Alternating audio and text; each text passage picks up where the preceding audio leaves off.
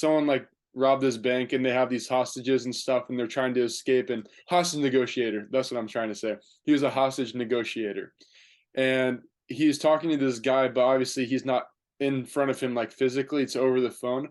So he's having to mirror and match through like his tone of voice, like keeping it super calm, relaxed. My name is Andrew Smitte.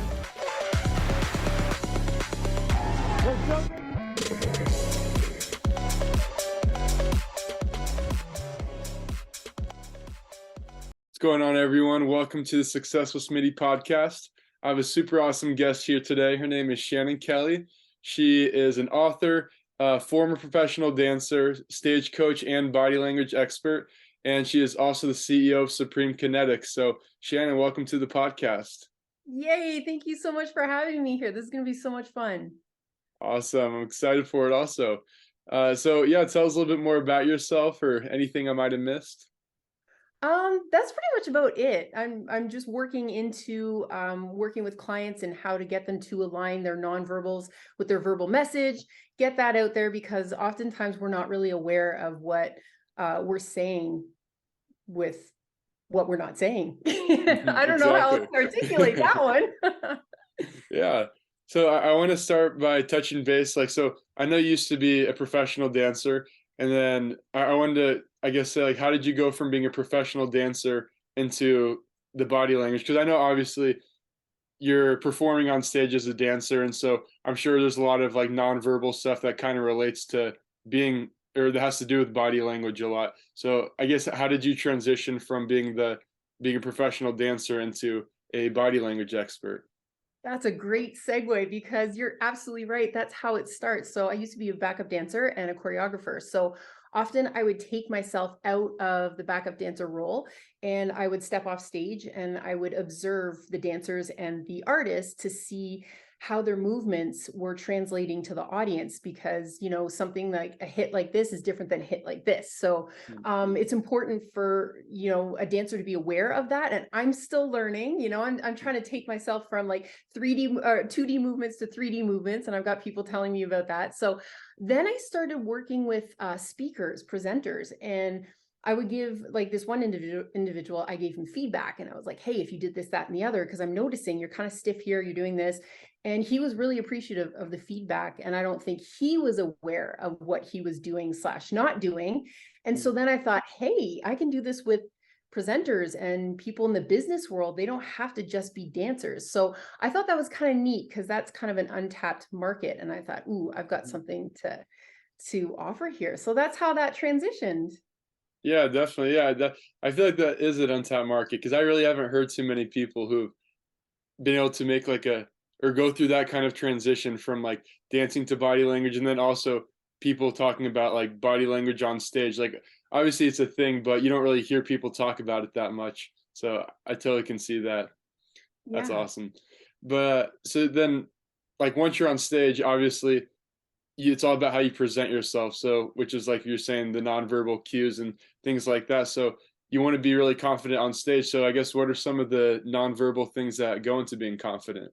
Ooh, I love that question. It's a good looking question, because there's something called clustering. And what I mean by that is it's kind of like taking an overall average of what the body is saying. Because if you are just to see somebody, say if they have a smile on their face, but their arms are crossed and maybe their legs are crossed, that is a huge sign to say, there's conflicting messages here. Because generally when we say that it sounds weird, but the open body means open mind.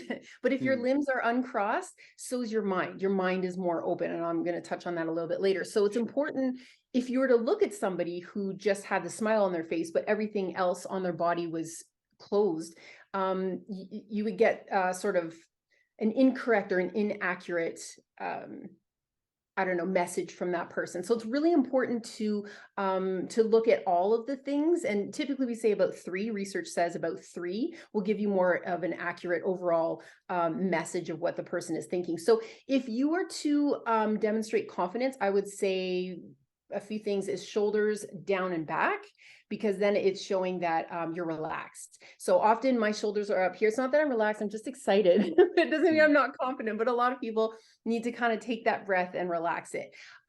This one's fun. feet.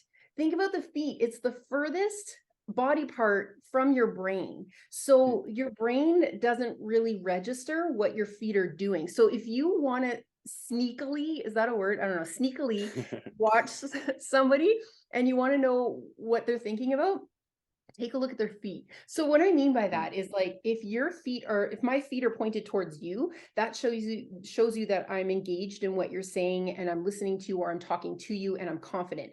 But if like one of my feet were like pointed outwards, that means that I'm looking at the exit. I want to get out. So if you ever are having a conversation with somebody, look at their feet to see if they're really engaged in what you're saying or they're confident. So that's another one. And eye contact, that one's huge. I mean, I don't mean it in like a weird way. Like you don't want to like stare at somebody and not look away or not blink. That's not Right. what I'm saying. But if you look at somebody, you make eye contact, you're engaging with them. And typically we think of like, when you look at dogs, I've heard that if you like look dogs in the eye, they think you're challenging them and then they start to get aggressive or defensive.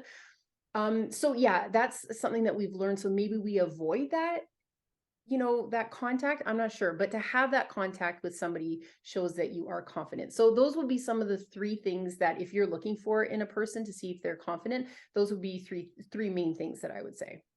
Okay.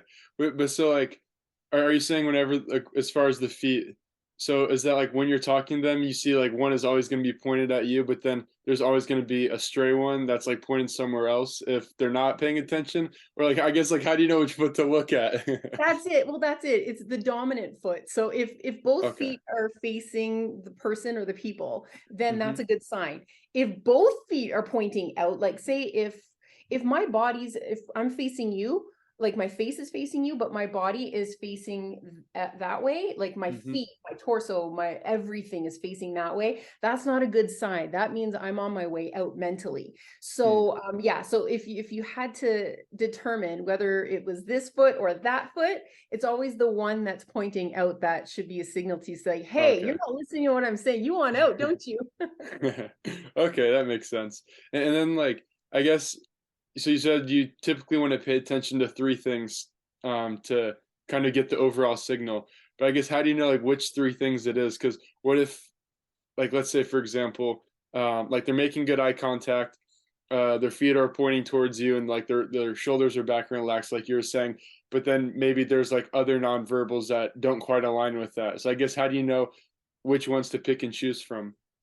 So I would say if you've got all those three things checked off, then you're good to go. That person is confident. You're confident or that person is confident, depending on if you're observing your own body language or somebody else's body language. If there's anything in addition to that, it's kind of irrelevant because that's what they're saying. Cluster is typically three. If you can identify three types of body language that are all aligned, then you're good to go. If they had micro expressions, I don't know that we've talked about this just yet, but micro expressions are little things that you really don't have a lot of control over. So for example, like dilated pupils, when you're attracted to somebody or yeah, typically when you're attracted to somebody, your pupils dilate. When you're uncomfortable or you're not attracted to that person or whatever, your pupils actually contract. Mm. Now there's things that often contribute to that as well. So for example, if you've got a lot of light, your pupils are naturally going to dilate anyways. So that one's hard to see too. So that's why you have to kind of also take into account the environment. So where are you? Are you in a like really bright environment? Are you in a dimly lit environment? That's going to alter your pupils as well. So you don't really have control over that.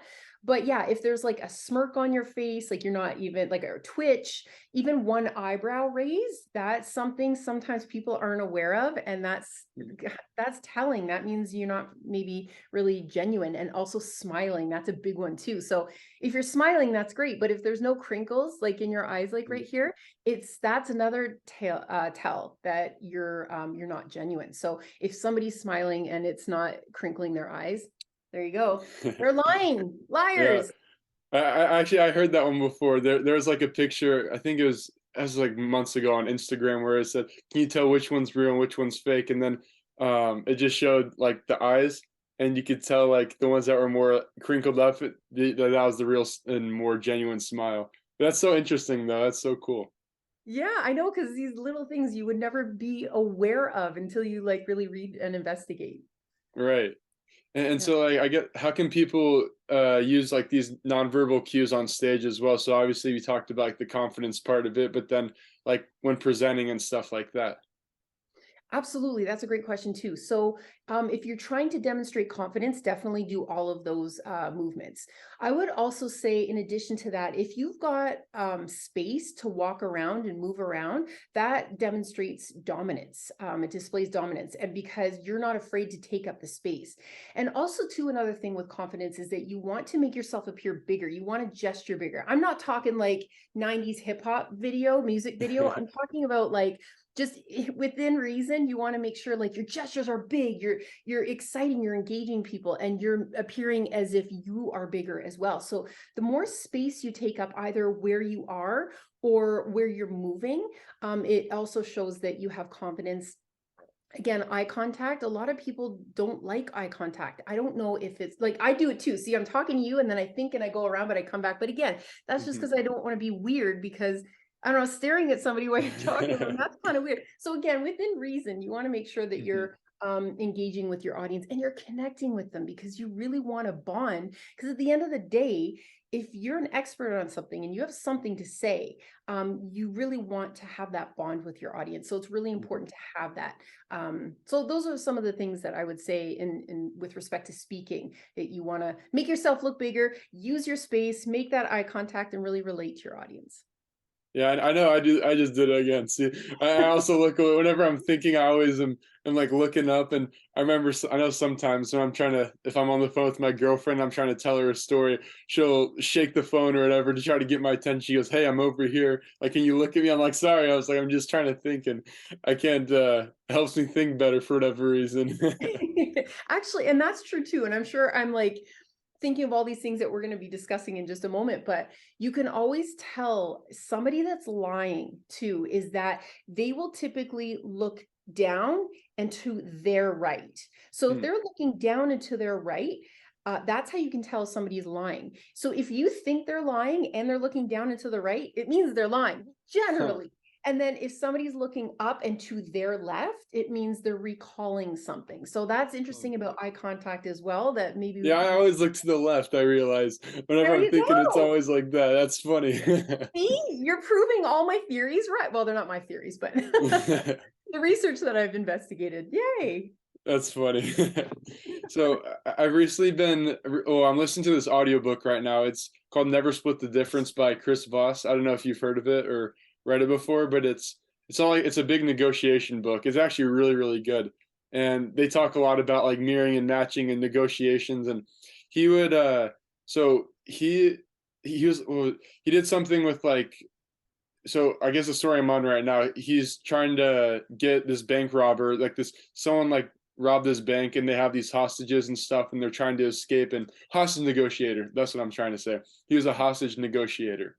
And he's talking to this guy, but obviously he's not in front of him like physically, it's over the phone.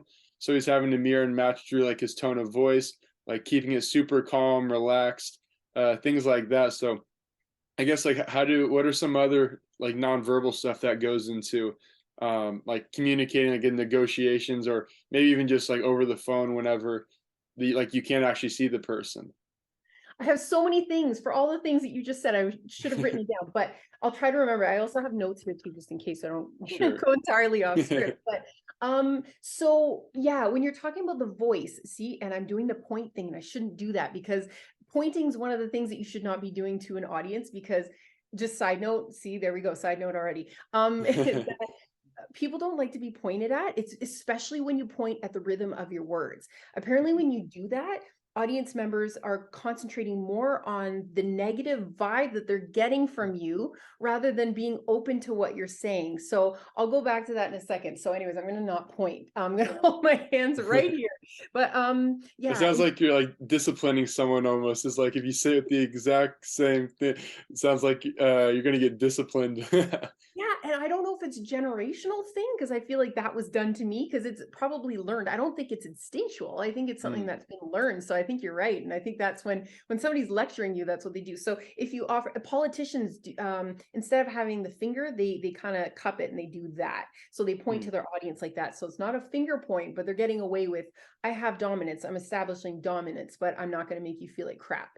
mm. So I often just do this with my hands until I talk to you, and apparently I do this. Okay, so over the phone types of things, or audio only, you really want to have almost like a lower tone, because that presents more confidence as well. I'm not like talking about like this, but like a natural lower Right. voice. I can't do it. I am so happy. I'm such a happy, bubbly person that my voice is always like this, and it's so happy and it's fast. And that's something that I really need to work on. Taking a breath. That's my other goal, and my message to all of you is to take a breath and slow, because that will pace your message. Often when I'm talking to people, I get so excited and I talk really fast, and they maybe picked up 5 words that came out of my mouth. So that's important when you're on the phone. You really want to talk calmly and slowly. I struggle with that too. I feel like I'm not very good at pausing. I mean, there's times where I am if I'm really trying to think about something or making sure I have a story exactly correct, but I feel like a lot of times I'm just like just like running through my words. Exactly, because you want to get it. I find if I do pause, I forget what I'm saying, and then it's just like, all right, well, whatever. I guess it wasn't that important. That's funny. So what about like in interviews and stuff too? Because I know, so like in interviews, I know one thing I've tried to do is some of the confidence things that I already knew about before was like taking up space. Like I'd sometimes put like my one leg across to the other side, things like that, and just kind of like lean back a little bit, like just try to act as relaxed as I could and not I guess rush my words. Those are some of the things that I would try to um, present myself as a lot more confident in whatever interview I was going into. But I guess like what are some other things in interviews you can do?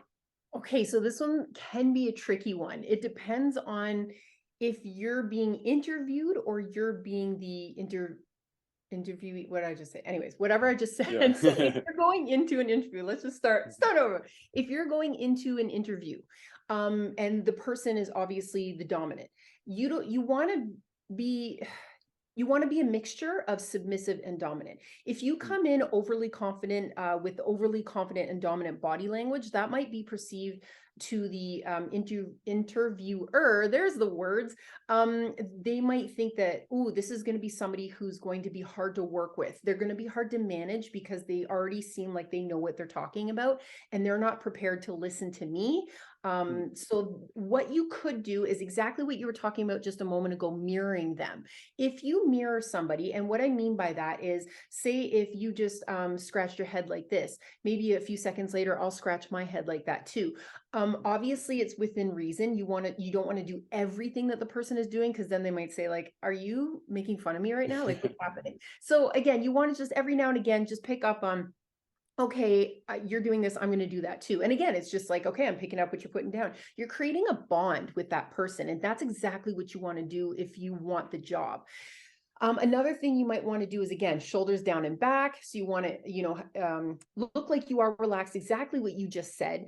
So have a mixture of, okay, I'm confident, but I can also show that that you can lead and I can follow, because as an employee, I want you to know that I can take direction. So I might have, like I'm doing right now, I might have my palms up. Exposing your wrists is very vulnerable. But and it's a very submissive posture. But if you can do that, it just kind of shows a little bit of vulnerability, and that's what you want. So I might place my hands like this on my lap every now and again, but every now and again, I might like place my arms like this with my palms down on a desk, just to show them that I can do both. So I can take the lead, but I can also be led. If you are the one that's doing the interview, though, I'll just get to that one. You want to show more dominance than anything. You do maybe want to smile a little bit, just if the other person is just if the other person is dying in the chair in front of you, you kind of want to make them feel a little bit more Right. comfortable. But more often than not, you want to come across as the dominant, so you can establish the hierarchy. That's really important. Okay. Yeah, that makes sense. I know. Well, I guess just thinking back on past experiences with like the mirroring and matching, a lot of times I've noticed without even doing it intentionally. If like I have like I'm connected to someone really well, like if I had a good conversation or maybe we're on the same like frequency or vibe or whatever it is. And like let's say if they're leaning forward, I might be leaning forward, and then when they move back, a few seconds later I move back or like reposition myself. And like you don't even mean to do it, but it just kind of happens and just feels natural.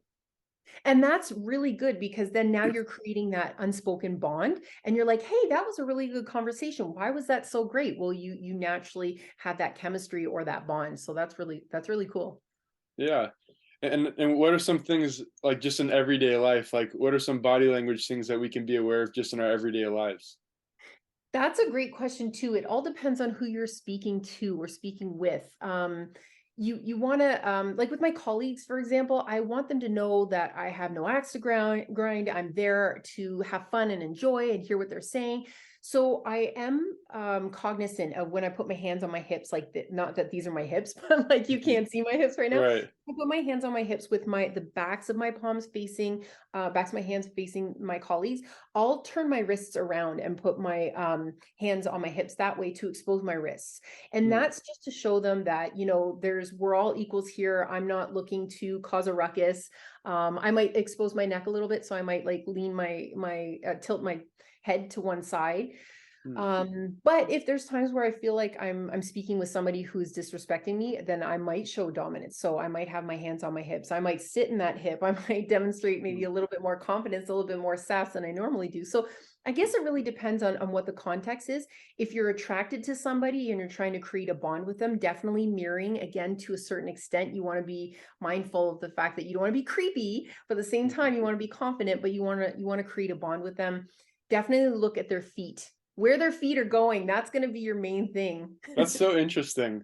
Like the only thing I can relate to that is when I used to play soccer. I remember one of my coaches, he said, if you want to know where they're about to pass the ball, like pay attention to where the opposite foot that they're kicking with is pointing, and that's a lot of times where they're going to kick the ball, unless they like hit it with like a weird part of their foot or something.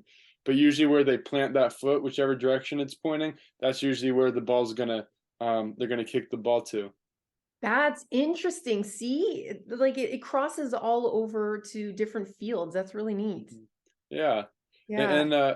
Have you ever had any, like, I guess, any like cool experiences where maybe someone was standoffish at first, or maybe you just felt like you weren't vibing with someone at first, but you changed your body language, and then all of a sudden it was like, man, me and this person click, or you just noticed a shift in them in some way? Um, I don't know if it's anything really cool, but I'm like you, I'm very curious. And I'm also I like to experiment and see, and I'm very silly. So if I'm in a silly mood, I will I like my own space. I like my own bubble space. I don't like it when people are close talkers and they're talking to me like this. Just because naturally I enjoy my own space. I'm an introvert.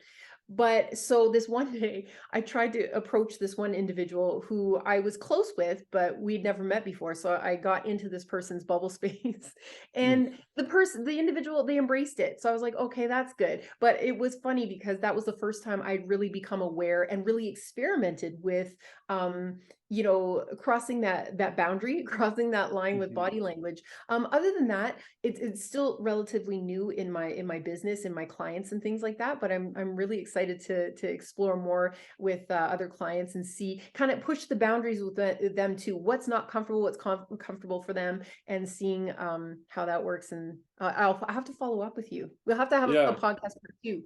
All right. Yeah, I know. So there's actually only one guy that comes to mind where I think of like being too close when speaking to me, and it does come across as like really standoffish or like almost like an intimidating. Like it's almost like when boxers face off, they're like right face to face and like an intimidating type feel. And I don't know, I don't embrace it very well. I don't think. I think I need my space a lot of times with stuff like that. But I don't know, maybe I guess other people enjoy it more than others. Yeah, maybe it depends on like who's doing the close talking, who are you close talking to, and yeah, are you introverted or extroverted? So I don't know. Are you Yeah. introverted though?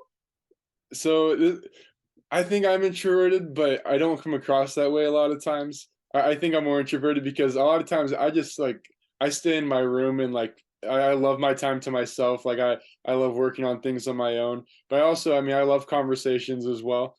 And if I have to, like I can let the extrovert side out of me. Like at my other job, I work at FedEx just like part time in the meantime while I'm working on the podcast. But when I'm working with my coworkers, a lot of them are kind of shy sometimes, and so I'll initiate the conversation and start talking to them, try to get to know them, things like that. So it kind of depends. I guess fluctuate both ways, but I think naturally I would say I'm probably more introverted. Yeah, same. So people close talking to people like us, no thanks. Yeah, that's funny. So this is a question that I actually really care about and I'm super curious about, and it always fascinates me because I've always wanted to have this, and I don't know if I have it or not, but I don't think I think I could do better probably. And it's I want to have it like whenever you walk in, like when I walk into a room, even if people don't know like who I am, or maybe they don't even see me, they just like I just want them to feel my energy and be like, dang, like some like beast just walked in the room, like who's this alpha? Like you're just thinking of like some celebrities that have that kind of aura. Like I want to have that kind of energy, and I walk into the room where they don't even have to see me; they just know like some bad mother effort just walked in. Yeah, that's a great point too. I mean, we all want to have that aura. We all want to have that energy, that people take notice of it because we are all unique and we have lots to offer.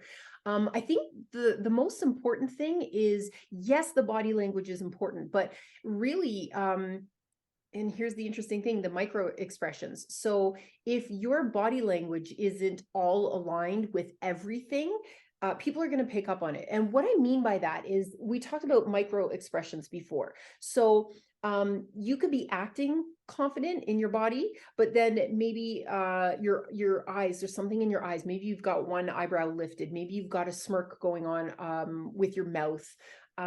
Something's just not right. And it's not that the other people can register it, but they'll pick up a vibe. They'll get a gut feeling like, Like a that, fakeness.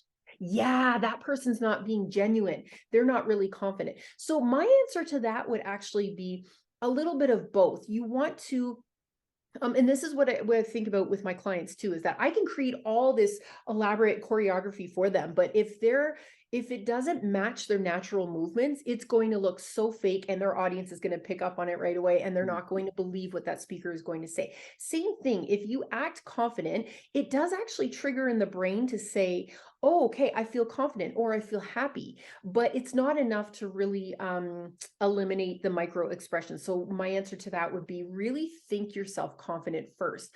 Roxy Talks, I've been working with her recently, and she's so great because she's helping me understand the thoughts that I need to think in order to achieve the best that I can in my business. And that's actually kind of spilling into my personal life too, because I'm practicing in my personal life. And it's like, oh, mhm, by that thought, did I mean this thought?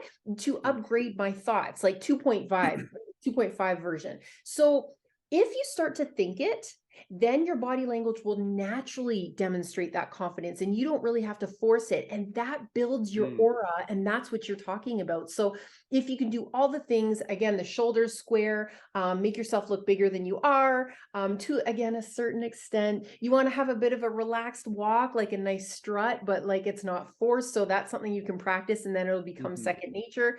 And then I was thinking about feet because we talked about feet pointed forward, but like I don't know how else you would walk, like side sashay. I'm not sure. So you would naturally be pointed forward with your feet. But yeah, if you can align your thoughts with that confident body language, I think you've got a winning combination.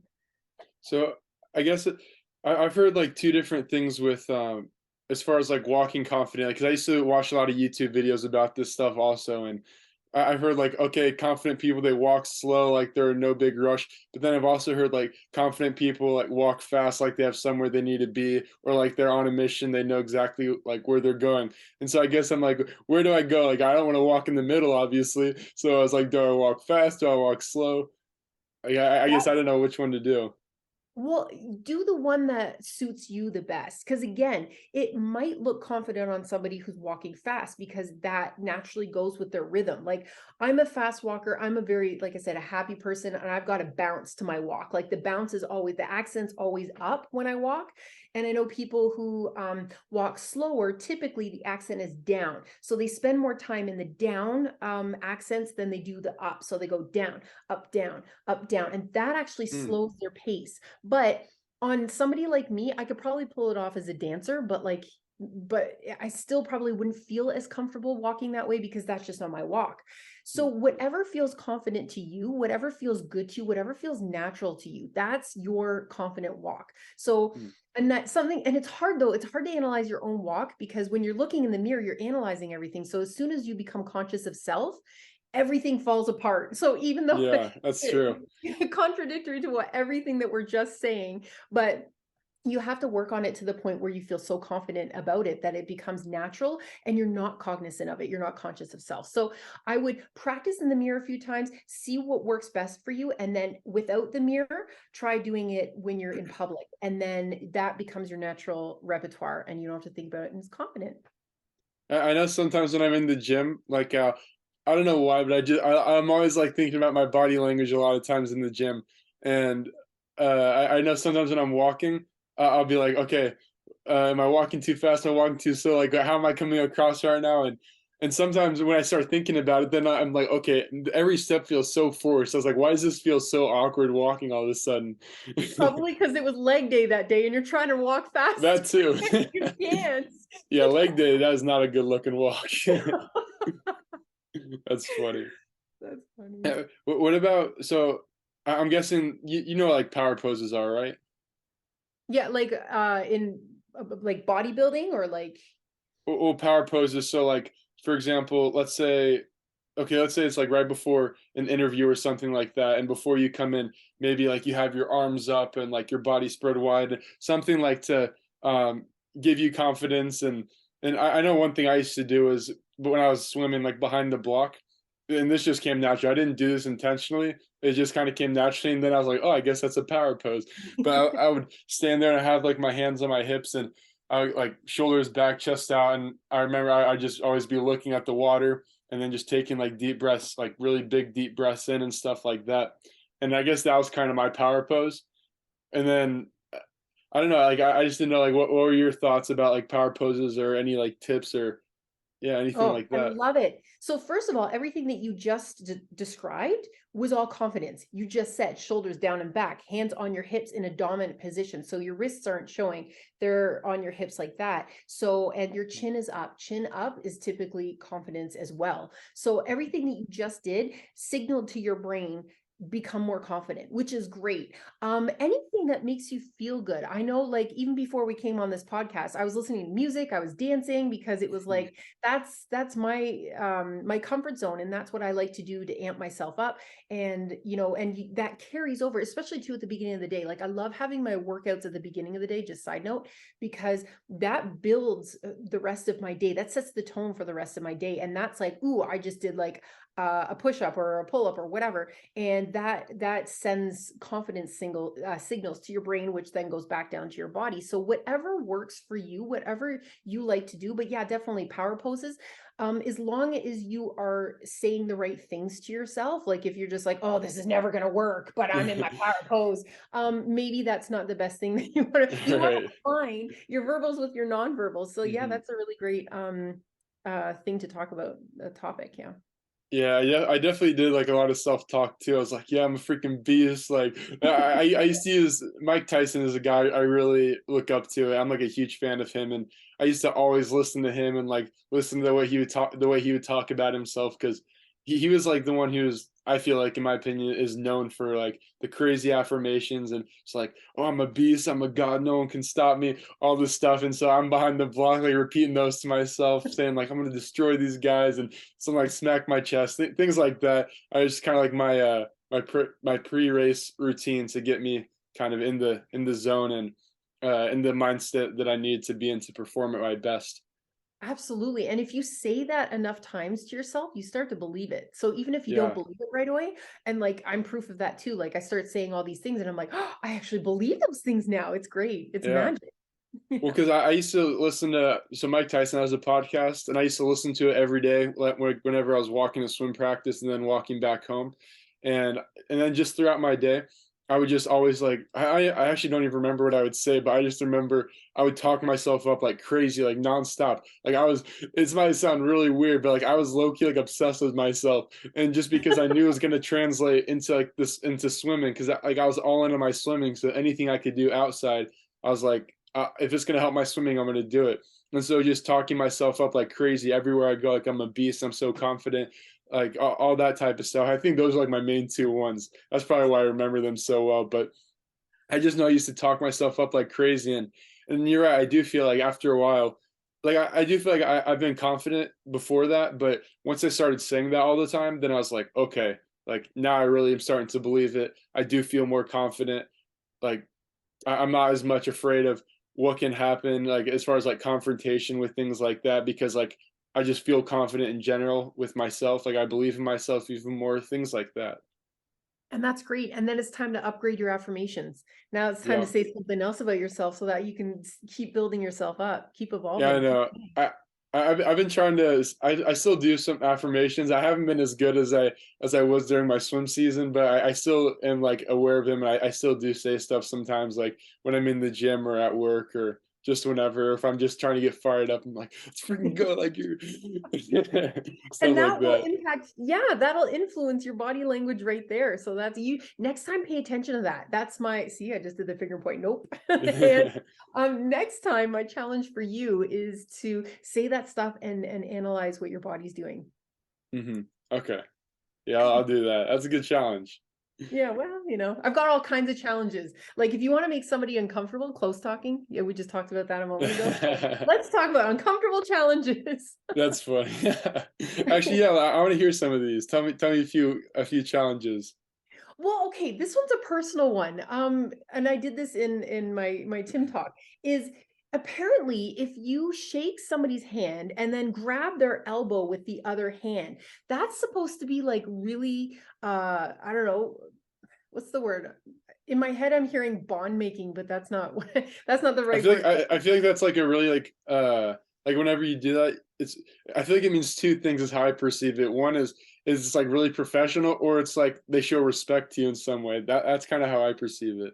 That's interesting. I'm glad you shared that because apparently that is supposed to, because okay, so touching is not really accepted in all cultures, but apparently like the elbow is neutral territory because it's not like Hmm. in a place where it's inappropriate. And it creates a bond and it, I don't know, shows respect or something like that. But for me, it's kind of like, okay, we're already touching.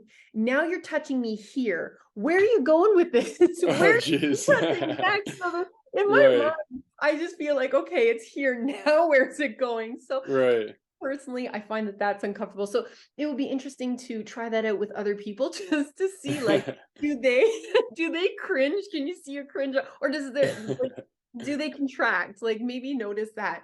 Mm. Elevators. We're Oh, all yes. if you ever noticed on an elevator, I don't ride elevators that often. Um, not just for that reason, but like if you were to ever go on an elevator, notice that like people rarely talk. Like we follow Mhm. these unwritten rules. People rarely talk. You stare at the numbers. You what else? You don't smile. My God, can you imagine smiling in an elevator? That would be so Right. weird. Or you Um, look up at the reflective ceiling. yeah, exactly. And you stick to yourself, like you don't Mhm. take up space. That's one place where you don't take up Yeah. any space. If you have reading material, you definitely read that. I don't know, some people maybe hold their breath in elevators, I'm not sure, but Oh, that would be really? something interesting to just because you're like this, you're Oh, constantly yeah. contracted. So like I would find it hard to breathe when you're in your everything Mm. else is contracted like that. But that might be Like something. claustrophobic or something. Yeah, exactly. It's very uncomfortable because yeah, what happens if it stops? Um, Mm. but you might want to try something in there, like maybe try Mm. looking at somebody and smiling. I don't know. And then I'm actually gonna do that. That's really funny. Just to see what their reaction is. They'd probably be so weirded out or so awkward. That'd be really you funny. we'll follow up in part two of this. Yeah, right. Yeah. Yeah, so Um, those would be the uncomfortable challenges, or like just get really close to people that you wouldn't normally get close to, or I don't know if strangers, that would be a challenging one. You don't know how they're gonna react. They might judo chop you or something. true. You could That's handle it, funny. I couldn't. So, are there any like misconceptions about body language? Yeah, like we were talking about, if you were to read body language, but only with like maybe one sign. Mm, So again, like we were talking about before, if you like, if you just look at the feet, that's a good indicator that you can identify what somebody is thinking. But if the rest of them are pretty much open, like the rest of their bodies is open, they're smiling, they're engaged, pretty much they're all facing, like their bodies are facing to you, it's just one foot, hmm then you can kind of say like, okay, maybe they want half out, but the rest of them is telling me that they're engaged and they're happy with what I'm saying, and they seem to want to talk to me and they're giving me their attention. Then that can sometimes be misleading, because again, we just talked about the emphasis, the importance of the feet. But if you just look at the feet and nothing else, then you could say, okay, yeah, they want out, but that might not be an accurate representation of what that person's thinking of. And as well too, like the environment, if somebody's cold and they're crossing their arms, it doesn't mean, usually we say, okay, if somebody's crossing their arms, they're not interested in opening up. hmm Same thing too, just okay, let me finish that thought. But yeah, but if it's in a cold environment and they're crossing their arms, then you have to say, okay, they're probably just cold. It might not just mean that they're uncomfortable. Audiences too, it's really important when you're presenting, or if you're speaking with somebody, to take a look at their body language. So as a speaker, what I would say to my clients, I would say, make sure that when you get on stage, the moment you get on stage, have your audience open up their limbs. And what I mean by that is either get them up and start clapping, get them to start dancing, because if it's a conference, they've most likely been sitting down for quite a while. So you want them to, like, they want to have fun, but like open up their bodies so their minds are open to, or even just give them a brochure, something to look at before you go on stage. So that way their hands are doing something and they're not crossed, because mm as soon as they're crossed, their minds are closed. So that's something really important too. But yeah, so that's all I have to mm. say about Okay, yeah, that's really interesting because there's times I know sometimes I'll cross my arms like this, but it's not even just because like I'm not interested or whatever. I really almost am never in this like crossed arm position, but a lot of times if I am in it, it's like, oh, this is just like it just feels comfortable right now. Exactly. So, but you're smiling. So if I were to look at you and I see that your arms are crossed, okay, that might mean that, like, did I go on for too long? Did I talk about body language for too long? Have we been at this for a couple hours? But then I can see that you're Mhm, smiling. I can see that your eyes are a little bit crinkled. So, okay, mhm, we're good. And then I would have to see one more thing just to see if it's going to apply to the crossed arms or the actual genuine smile. So that's really important too. Oh, my cat wants to get body Oh, language. it's He's excited. cute. That's funny. So, at the end of every podcast, I always ask these three questions, or like a little speed questions, I guess.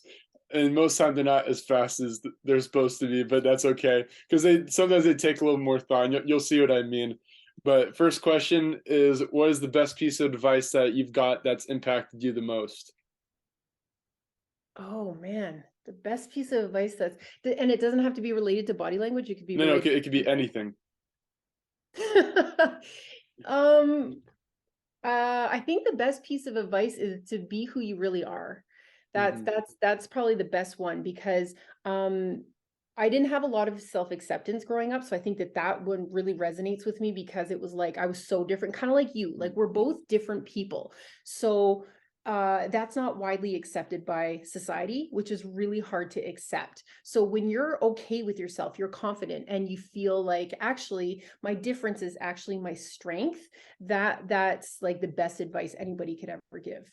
Yeah, that's awesome. I forget someone who was there's another person on my podcast that said that same one about be who you truly are. I'm guessing it's probably one of the people from Down and Dirty. It had to have been. I just don't remember which one it was. That's funny though. Yeah, it's a common theme, but that's because Right. we all gravitate towards that space, because we're all Mhm. the same in that we're different. Ooh, unpack That's that true. one. Yeah, right. And then next question is, what's your favorite quote and why? Well, I mean, it would be that one too. Oh, actually, my favorite quote is from the Rudyard Kipling poem, and it's called "If." if Mm, you can meet with triumph and disaster and treat these two imposters just the same. So in other words, mm. how we interpret, and actually what Tim also says is that um, what's the difference between criticism and feedback? It's all about how you perceive it and how Oh yeah, you that's true. think about it. So Hmm. what Rudyard Kipling was saying is, if you think that something's a disaster, probably there is a learning curve that you need oh my God, stop. He wants to talk about his quotes too. That's So funny. if you see a disaster, then maybe it's not actually a disaster, it's the way that you're perceiving it. And also a win or a triumph might not be something that you need to celebrate yet, because you never know what's behind it. So just to be cognizant of those two things. So that's my favorite quote. Awesome, love it. And then last question is, what book do you recommend that everyone should read? Well, my book, but that has nothing to do with coaching yet. I've got one coming out with stage coaching. No, I think well, I have to stay true to our group. So Tim Grover, Winning and Relentless, because those ones Mhm. really flip the script on my way of thinking, that school of thought. Yeah, definitely. Those have been some pretty common ones. So you guys who have been listening to a lot of the episodes, you guys should definitely have ordered those books by now. If you haven't, you're missing out. I'm telling you. But and then also last thing is, where can people find you if they want to connect? You can find me on Instagram at Supreme Kinetics. That's the best way to find me, and we're working on that side of the website, and that'll be coming out soon. Awesome. Sounds good. Thanks again for hopping on the podcast. I really enjoyed this and had a lot of fun. Thank you so much. It's been a lot of fun. I'm excited for part 2 already.